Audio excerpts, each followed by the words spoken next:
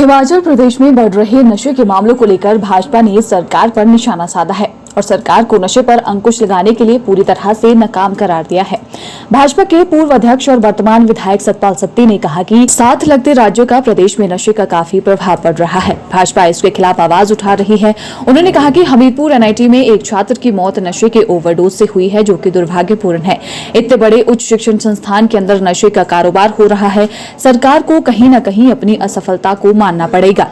यह घटना मुख्यमंत्री गृह जिला में हुई है। प्रदेश में नशे के कारोबार को रोकने के लिए सरकार को कड़े कदम उठाने चाहिए और खासकर शिक्षण संस्थानों पर नजर रखने की जरूरत है, जहां पर बच्चों की जिंदगी को बर्बाद किया जा रहा है। वहीं सतपाल सत्ती ने कांग्रेस पर निशाना साधते हुए कहा कि कांग्रेस सरकार बने हुए 10 महीने हो गए हैं, लेकिन इन 10 महीनों में लोगों को आश्वासन देने के अलावा कुछ नहीं किया गया है। कांग्रेस की गारंटी दीवारों पर लिखी गई है, जो कि लोगों का मुंह चढ़ा रही है। ना तो सरकार 5 लाख लोगों को रोजगार दे पाई है और न ही महिलाओं को 1500 अब तक मिले हैं, जबकि विधानसभा चुनावों के दौरान घर घर जाकर कांग्रेस ने इन गारंटियों को देने का वादा किया था। के अंदर कुछ समय से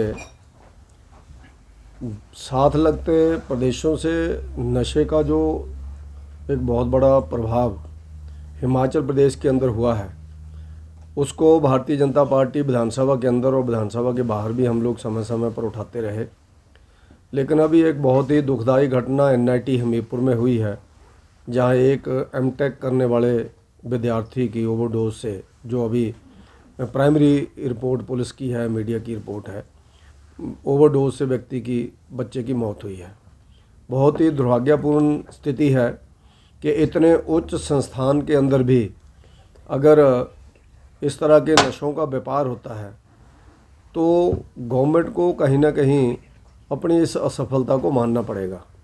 और गृह जिला है मुख्यमंत्री जी का, उनके गृह जिला से ऐसा एक हादसा हो गया, तो मेरा ऐसा मानना है कि हिमाचल प्रदेश के अंदर जो लॉ एंड ऑर्डर की स्थिति के साथ साथ जो अवैध धंधे हैं, जो बहुत ज़्यादा फल फूल रहे हैं जब से हिमाचल में कांग्रेस की गवर्नमेंट आई है। और ये तो एक दुखदाई घटना होगी। ऐसा हर शिक्षण संस्थान के अंदर कड़ा पहरा और कड़ी नज़र रखने की ज़रूरत है, जहां बच्चों की ज़िंदगी को बर्बाद किया जा रहा है। और उसमें गवर्नमेंट बार बार बयानबाजी करती है कि हमने कमेटियों का गठन कर दिया, हम लोग इसमें जीरो टॉलरेंस अपनाएंगे। लेकिन मेरा ऐसा मानना है कि इन सब बातों में जो लोग इन्वॉल्व हैं, उनके ऊपर कोई भी हाथ डाल नहीं रहा है, और जिसका परिणाम आज एनआईटी हमीरपुर के कैंपस के अंदर तक, हॉस्टल तक चला गया। और ऐसे जो संस्थान और हैं, उन संस्थान की भी रिपोर्ट समय समय पर आती है। गवर्नमेंट को इसके ऊपर सख्त कदम उठाने चाहिए, और जो उनकी असफलता है वो जनता के ध्यान में भी आ रही है। बॉर्डर एरिया जो हिमाचल प्रदेश का है, वो पूरा लॉ एंड ऑर्डर की दृष्टि से डिस्टर्ब है, और इस तरह के अवैध धंधों से लोग परेशान हैं।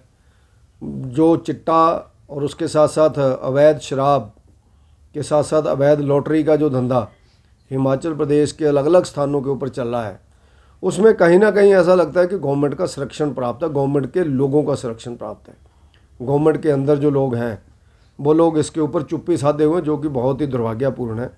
इसके ऊपर पॉलिटिक्स ना करते हुए हम लोगों को कड़ा संज्ञान लेना चाहिए, और कोई भी व्यक्ति दोषी है उसके ऊपर कड़ी कार्रवाई करनी चाहिए। महीने हो गए हैं, लेकिन 10 महीनों के अंदर क्या स्थिति है, सिवाय बयानबाजी के, सिवाय व्यवस्था परिवर्तन की बातों के, सिवाय प्रदेश के लोगों को आश्वासन देने के, पिछले 10 महीनों के अंदर गवर्नमेंट ने कोई भी ऐसा बड़ा काम नहीं किया है। अभी हमारे ध्यान में आ रहा, जगह जगह से चीज़ें आ रही हैं कि हमारे प्रदेश के अंदर जो बाढ़ की स्थिति आई है, उस बाढ़ की स्थिति के बाद गवर्नमेंट ने जो लोगों से वायदे किए हैं, वो चाहे ज़मीन देने का वायदा हो लोगों को मकान बनाने के लिए, 1200-1500 लोगों के मकान 100% गिर गए, सैकड़ों मकान लोगों के हाफ डैमेज, जिसको हम कह सकते हैं रहने लायक नहीं है, उनकी ज़मीन भी बह गई, फसलों वाली ज़मीन भी बह गई, पशु भी चले गए, घर के व्यक्ति भी चले गए। लेकिन उन लोगों को राहत के नाम पर ज़मीन का एक भी टुकड़ा कहीं नहीं दिया गया है। कुछ पैसे ज़रूर अभी मुख्यमंत्री जी ने राहत के रूप में बांटने शुरू किए हैं, जिसका फंक्शन अभी मंडी में हुआ, लेकिन वो लोग मकान कहाँ बनाएंगे, उसके ऊपर मुस्तैदी से रेवेन्यू डिपार्टमेंट काम नहीं कर रहा है। कोई उसमें तेज़ी नहीं है। पैसा मिल गया, ज़मीन कहाँ है वो ध्यान में नहीं है।